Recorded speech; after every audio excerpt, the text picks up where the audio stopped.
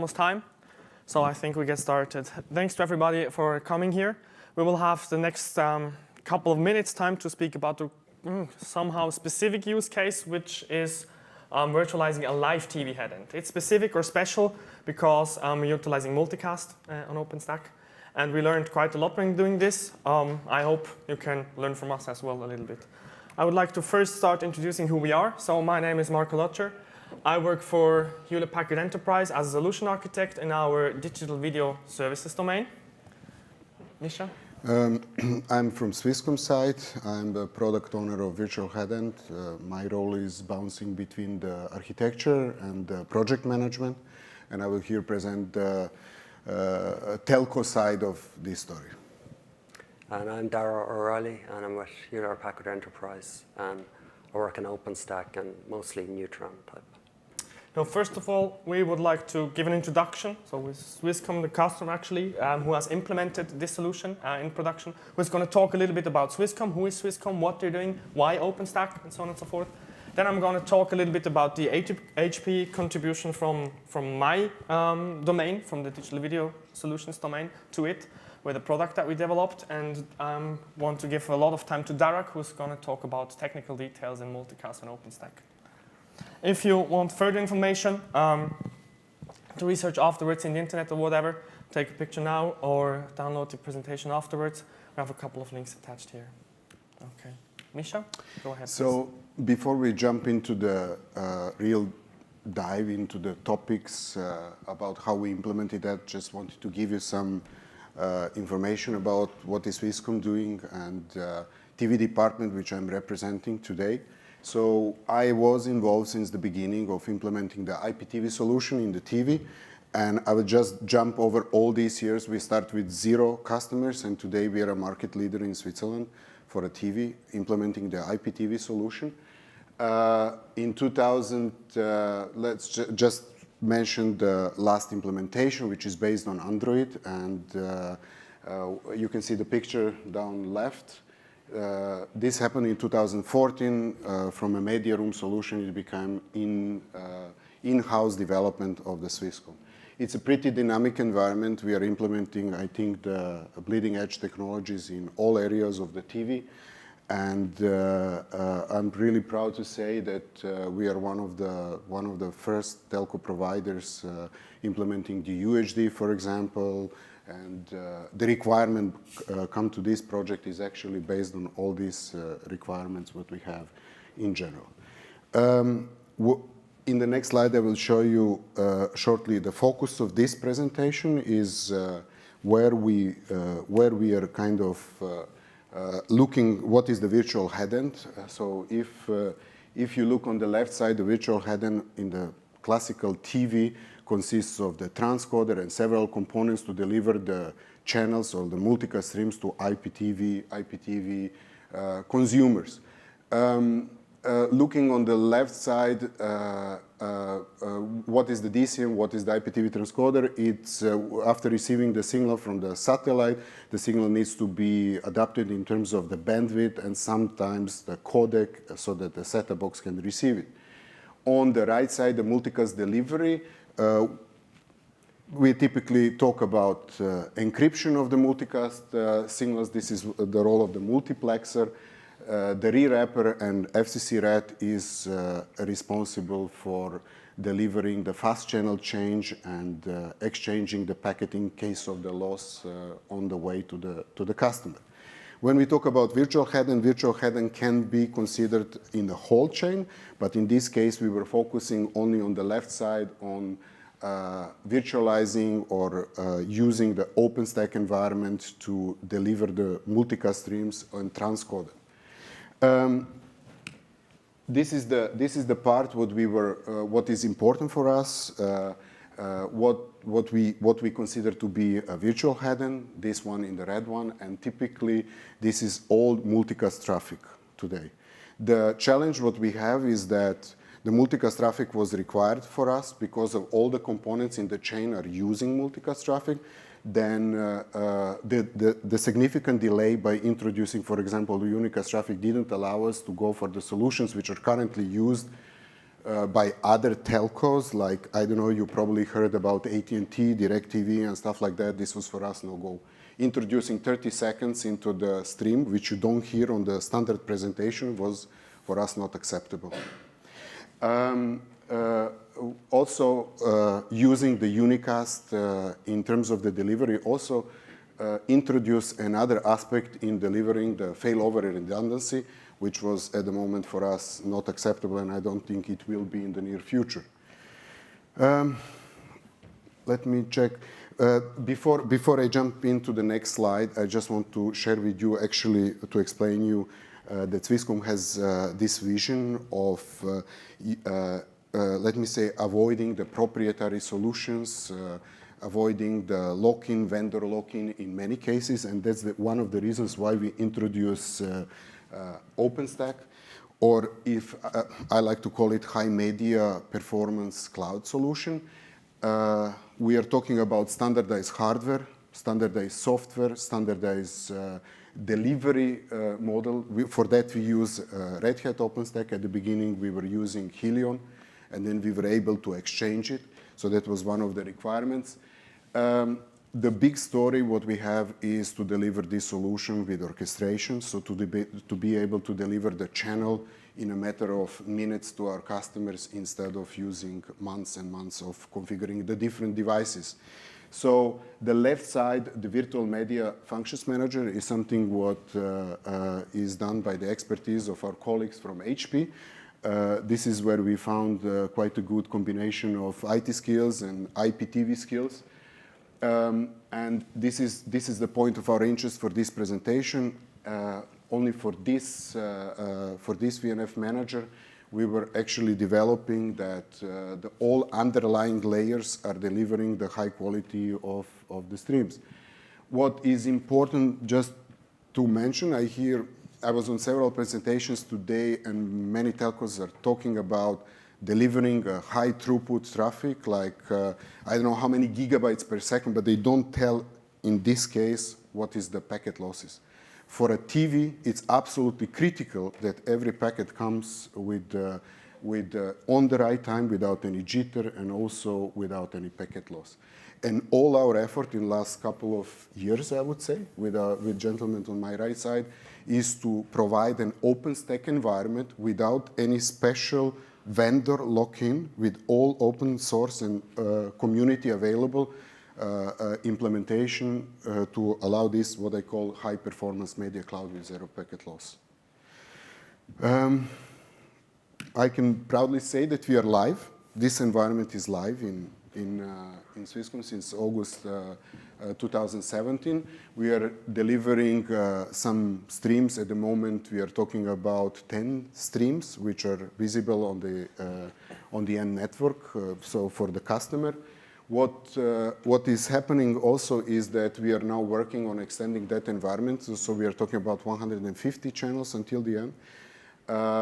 Then we have really plans to scale this environment very fast in 2018 and 2019, introducing more and more components into the OpenStack environment, providing these media functions to the end customers. And those are these other components. You can, if you look at the presentation later, you can see that this is this Maxer or 4K transcoding or OTT transcoding, which is important for the media business. What was, just from my side, absolute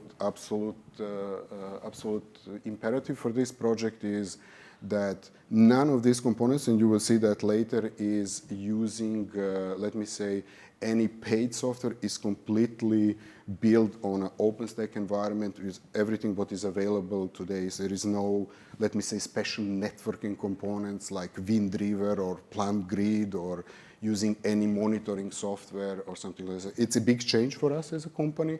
And I think motivation after we saw the first delivery was absolutely high to proceed in this way for all the other components of the TV chain. Good. So I'm now going to talk a little bit about one of the components that we contributed to this solution, on top of working on the high-performance media cloud and the zero packet loss. And I'm going to start with why virtualization was one of the options or one of the aspects that Swisscom was looking for.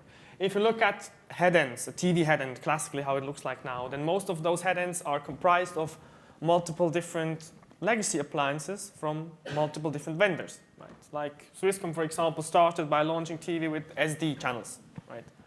They've been choosing their specific vendor for transcoding and multiplexing and encrypting of their SD channels. A couple of years later, you introduce high definition channels. You do, again, a vendor evaluation, and most probably it's going to be another vendor that you might choose for HD channels. Then there comes OTT, right? You want to deliver web and mobile.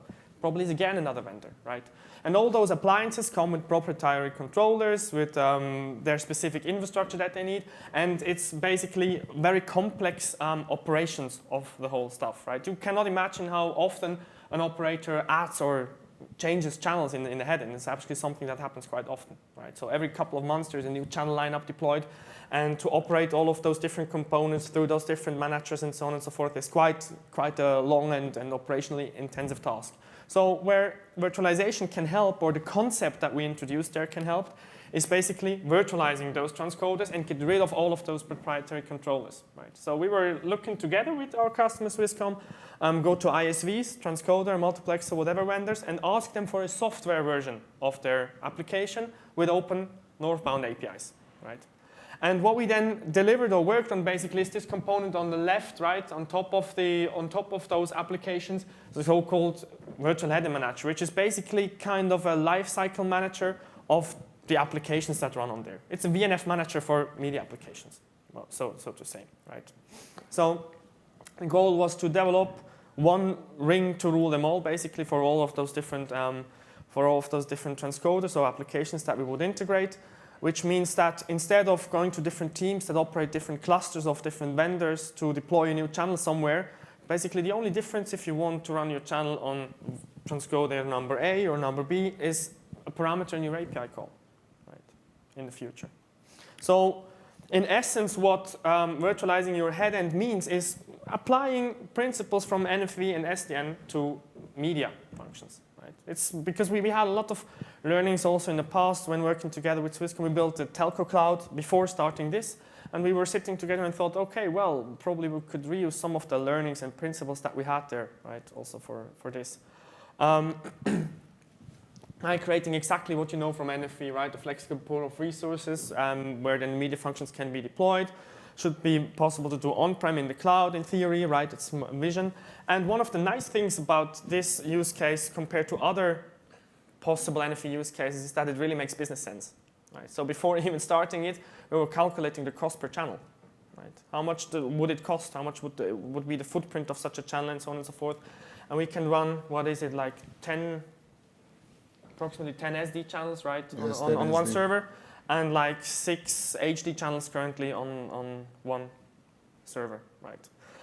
We are getting those transcoders or the applications from most of the vendors basically as Docker containers, but they're not microservice Docker containers. So they're still maturing their applications. So it's not like it's just a small container with a port and a service that it exposes. Most of them are big containers, like a couple of 100 megs or even gigs, right?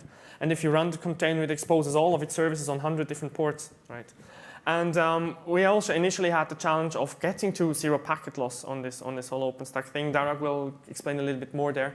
One of the solutions that we applied, or one of the principles that we applied, is making the network or the flow of our multicast and media traffic as simple as possible with as less overhead as possible. We're not using SRIV, by the way. It does not properly work with multicast. So we're using OVS-DPDK. Right. When we started doing the first tests, I remember we were getting like 50 megs per second with standard OVS on OpenStack without losing a packet. 50 megs on a 10 gig NIC. Right.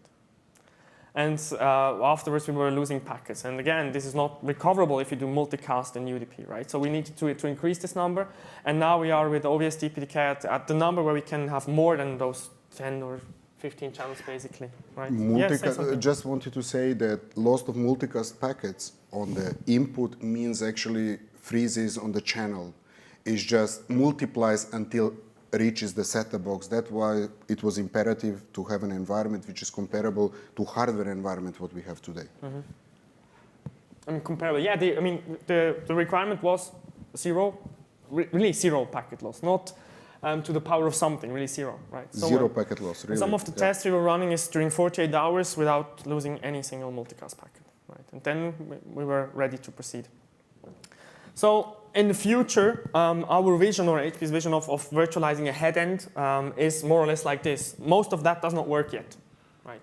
So our goal is basically to say, hey, dear customer, operator, broadcaster, whoever you are, some workloads make sense to be placed on bare metal host because virtualization overhead you would not want to have, right? This currently is, for example, for Ultra HD or 4K channels. It does not make sense to virtualize that because you need for one channel 72 or 80 cores, right? Why then virtualize? Another use case is private clouds, right? That's what we currently have. So it's an OpenStack private cloud, of course. So some workloads make sense to be placed in a private cloud.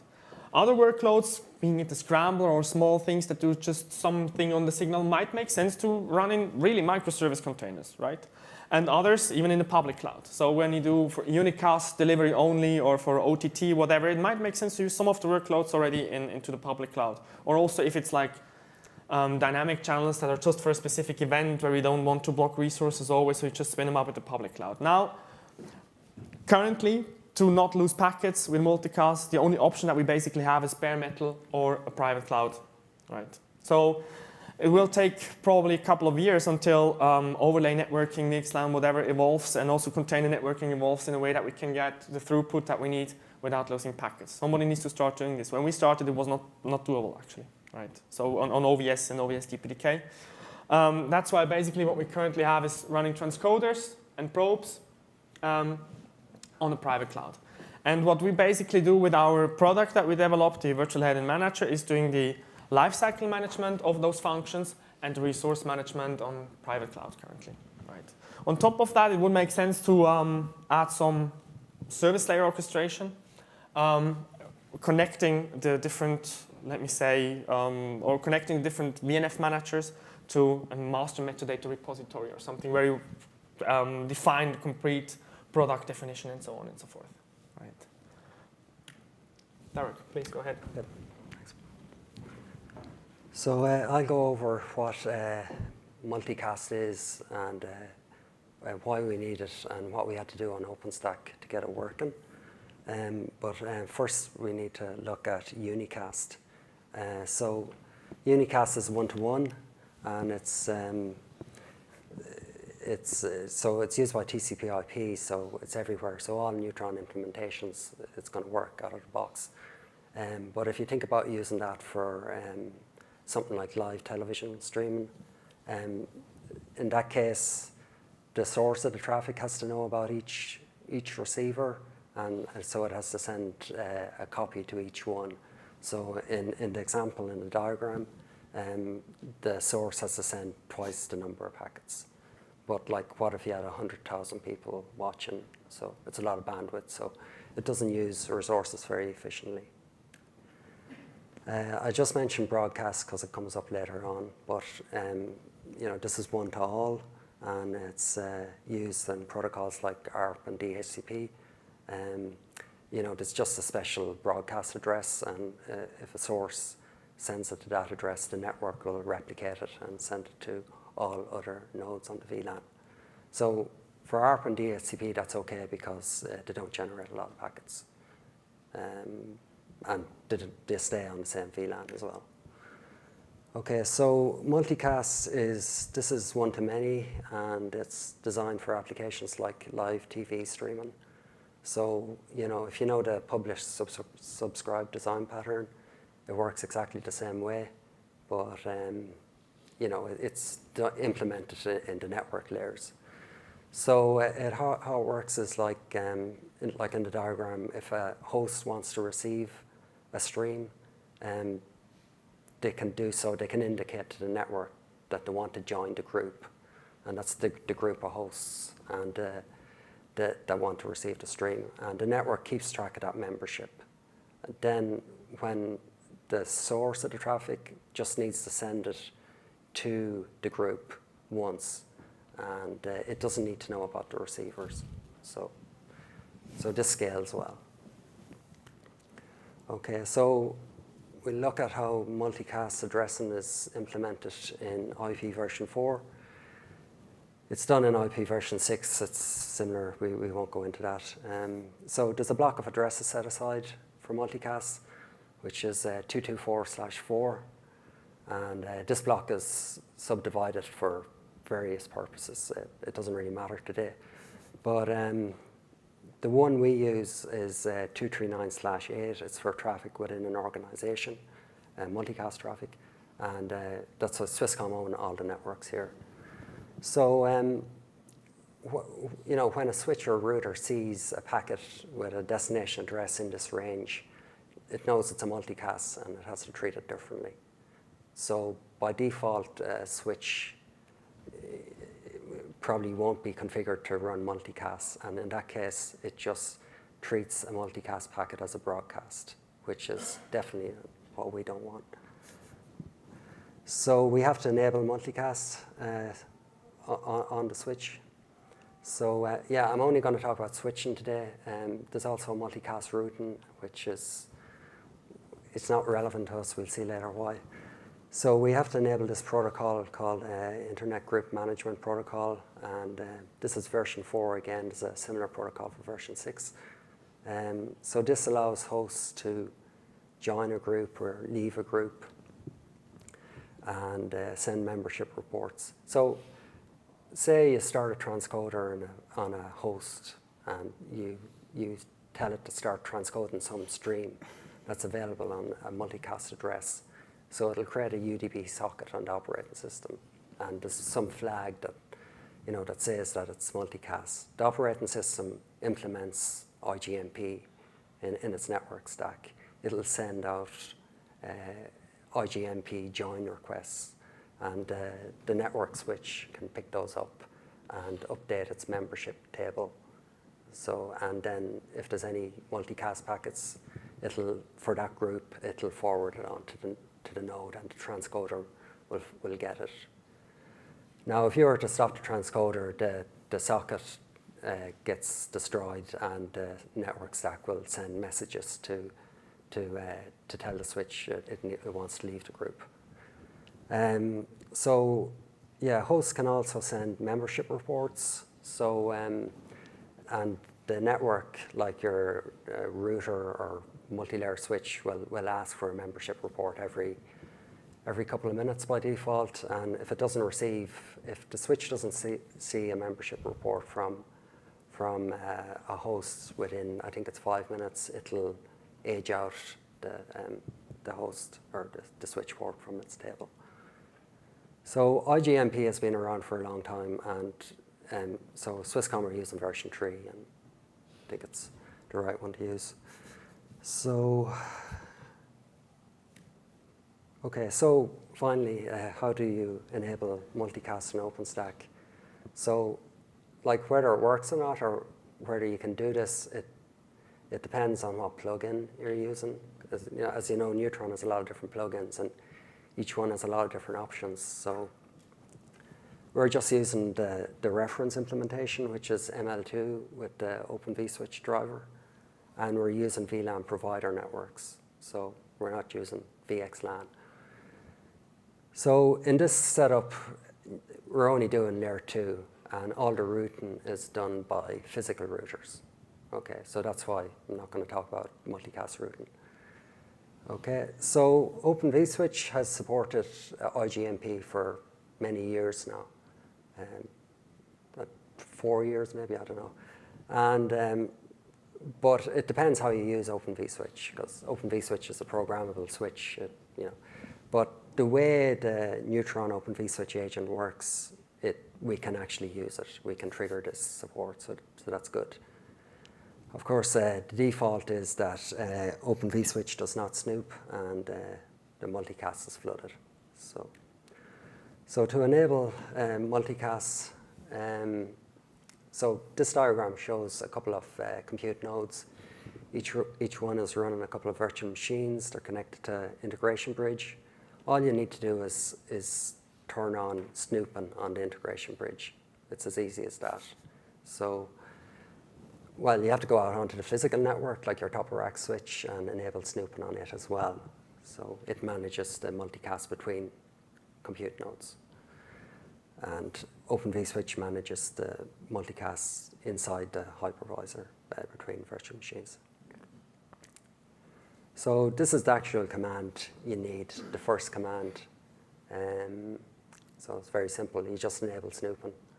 The second command, you know, we had to do this because we have some streams on the network that no hosts join, so we don't want them flooding because it ruins everything for everyone else. So we don't know why that default is the way it is, but we have to disable it anyway. So there's lots of settings. It's all in the man page for OpenVSwitch. And the last, this is a dump of the multicast database, and you know, there's a lot of information here. So on the left-hand side, you see the port number, so port 8 and port 9. Whatever virtual machines are connected to it have joined the group 239.0.11.11. Okay. So, and then down at the bottom, you can see this OpenVSwitch has detected 2 multicast routers on port 1, which is, that connects to the physical network. So, as you see, this operates per VLAN as well.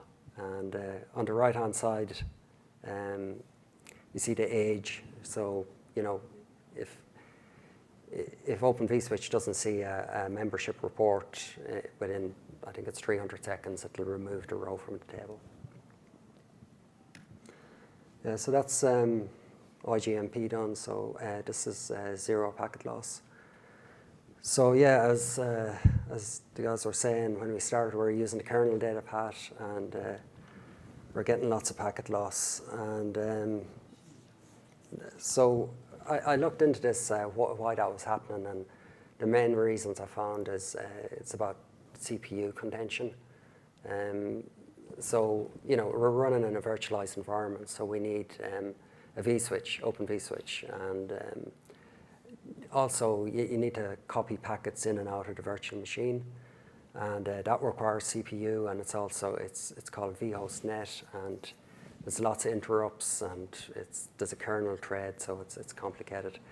But if there's contention for these threads, and the Linux scheduler decides to move it to a different core, packets can be lost. And when you got video transcoders running on the same box, which are using lots of CPU, the Linux scheduler gets very busy moving things around, which is bad.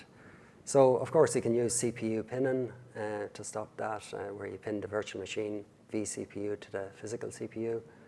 You can also use, well, huge pages is less overhead managing than all small 4K pages. But we just went and started using OpenVSwitch DPDK. So you probably know that, you know, it runs as pull mode drivers. Most of the work is done by them, and they have their dedicated CPU cores that are isolated from the Linux scheduler, so there cannot be any contention. And also, the copy packets in and out of the virtual machines using the shared memory of the huge page. So there's no need for vhostnet anymore. So it's much more efficient. So, you know, once Swisscom started using this, we saw a big improvement. You know, they could push things much further until packets started dropping. So they can operate their production well within that limit. Some problems we found. Yeah, so when I started working on this, I tried it in the lab, and everything worked fine. I could join groups, leave groups, and everything was okay. But when Swisscom started, they had lots of physical machines, lots of virtual machines, lots of streams. They're doing a lot of activity, stopping and starting streams. They were using multiple VLANs, and they started seeing problems. So things like flooding, you know, the video quality would go bad, and we see that the OpenVSwitch was flooding the packets and not treating the multicast properly. We saw, sometimes a host wouldn't be able to join a group or rejoin a group.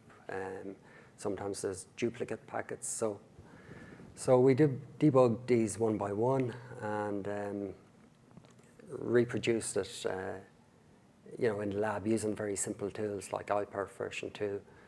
It supports multicast. And, once you report this to the OpenVSwitch people, the exact steps you need to reproduce the problem, they will come up with a fix very quickly. So I think, and all these patches have been backported to the stable branches of OpenVSwitch. So I think Swisscom were the first people to really stress test this functionality in OpenVSwitch. And, but, the problems weren't too big. Well, one problem was deep. The first problem was deep in OpenVSwitch, and I don't think it was even specific to multicast. And but the OpenVSwitch people fixed that, and Swisscom found these problems. So, they haven't found any new problems in the last year, and they've been using it. And I think it's almost a year now. And so I think the implementation is very solid, and I'm confident it'll work. Thank you. Good. Before we go into questions, I would like to make one more comment. So I think in the session description I wrote, why can it make sense to run containers in virtual machines? And I just want to quickly go through that before we open up for questions. So basically, well, the right question would be, why do we even use containers? We would not have to. Right? So the containers we use are not microservice containers, as I already said, like classical microservices. But containers are, for us, for the whole project team and the initiative that we do, it's kind of a step forward into getting towards a microservice architecture in the future, and we want to learn how to treat containers. Second is also, containers are cool, everybody wants to use them, right? So also the vendors of those transcoders and applications, they start producing their applications in containers and giving them to us as containers. And it's all in all, at the end, it is a nice way to deliver applications. If you just get a container, you don't need to install anything. If you get the new version, you just start a new container, and then we have your new version running then. So that's one thing. The other thing is, in order to get to the quality of the network, we needed to run the containers in host networking mode, basically. Right? And if you run host networking mode, basically your network isolation of the container is gone. Right? If you want to run then multiple different applications from different vendors on the same physical node to get some density, you basically need to do the isolation somewhere else. Right? And as Doug already said, we needed to use OVS DPDK also to get to zero packet loss. The transcoder or the Docker networking is not working in user space, basically. Right? So it does not work with DPDK then very well. So you still have to pack it into a virtual machine. And the third reason is also that, as I said, the transcoder containers are not real microservices, right? If you start such a container, it exposes us hundreds of services on 100 different ports, right? So we need to still isolate that somehow. Then, otherwise, not on the container level itself, right? So, all of those reasons, basically, it was this zero packet loss thing, and not using the overhead of the Docker networking bridge and using DPDK. We were basically forced to put them into virtual machines to reach what we do, right? Which actually, from the management perspective, is also at the moment for us easier. If you look in the future using any of those fancy orchestration methods which everyone is using, like OpenShift or whatever is there on the market, I think in this phase this was absolutely the simplest way to run this service and provide that today. When the container technology is so far enough that it can support multicast in a way we need to use it, then we will consider using that in the future. However, what my impression, personal or Swisscom team, in this moment, OpenStack is absolutely fantastic way to manage hybrid environments where you could have also the bare metal deployments, then virtual machine, and possibly in the future the containers. And this is the way probably we're going to keep it for the next year, with some small POCs to see how the containers would work on the bare metal and compare the overhead which might virtual machine bring or not, or if there is a business model. In the background of this story, I just want to add that, I didn't have a chance at the beginning, is not that only we are excited about technology. The team which is delivering this is absolutely excited about technology, but the move in this direction we get as from the business requirements that we need to deploy the channel cheaper. So this is the driver in terms of financials. And then we have also on another side, which we would like to migrate our systems to the technologies which are available in the market and supported by the community. If there are questions, please go ahead. Yes? Follow up on the container story. Yes? So if I understood correctly, you run single tech containers inside. Yes, one container per virtual machine. Exactly. Like you don't allow two. No, we can't. No. It does not make any sense. Yeah, exactly. The decay reason and also the port container, right? All of that. Yeah. We are. Explored running something like career or something, No, we did not test. network, neutral network. We did not test. We. Another question. So I understand the zero packet loss is your ultimate goal. Yes. How do you prevent those transcoders from like injecting too much traffic into your underlay? Actually, the traffic that you get is quite predictable, and it's not a lot. I mean, a channel has a predictable bit rate and bandwidth, right? So you predict that if you start a channel. I mean, you can run, as I said, probably 6 HD channels on one compute node. That's 6 times what? Egress 10 megabits per second. Just by limiting the number of those nodes, you limit traffic. Exactly. How about some rogue nodes suddenly start to emit some crazy amount of traffic? Did not happen. How do you How think? do you? What? Yes. I don't know. Well, it's.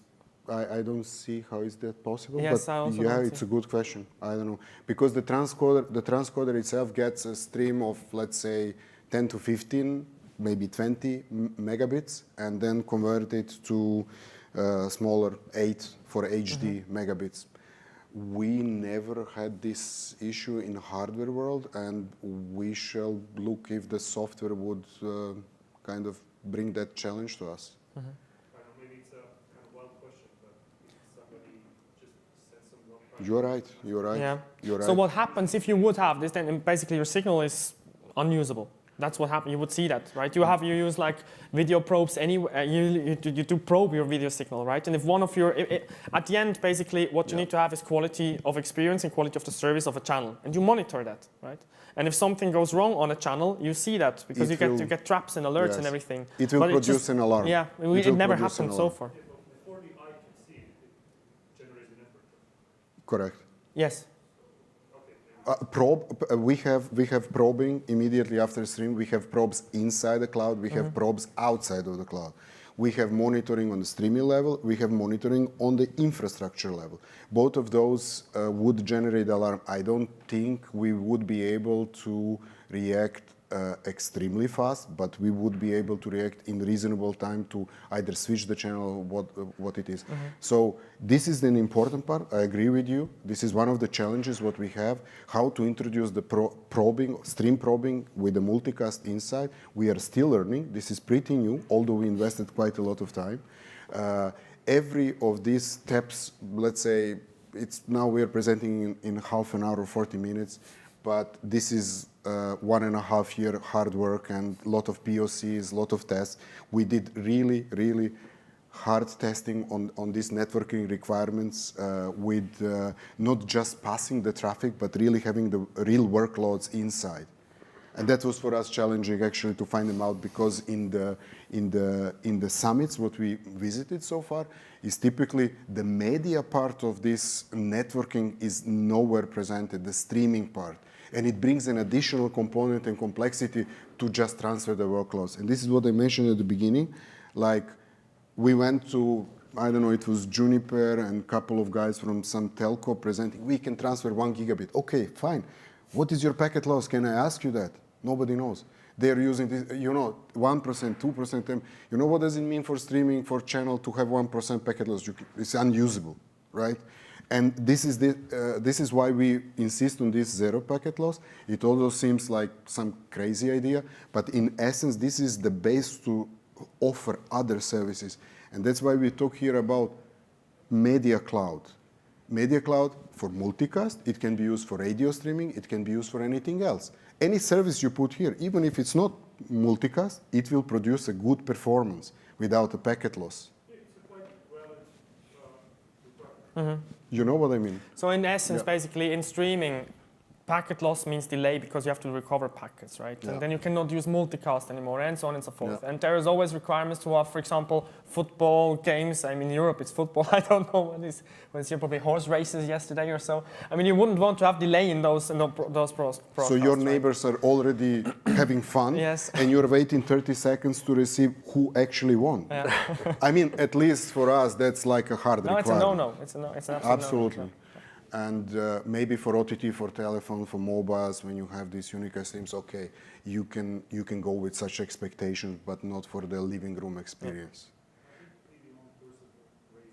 No, that's okay. You can raise it twice. It's fine. I assume that you separate your media streaming network physically from like other Yes, provisioning. we do. We do. Currently, that's the case. So there's do. separate infrastructure for Unicast and for multicast traffic. And also in the core network, we also try to kind of treat the streams with the different priorities and everything in order to provide good streams. Absolutely.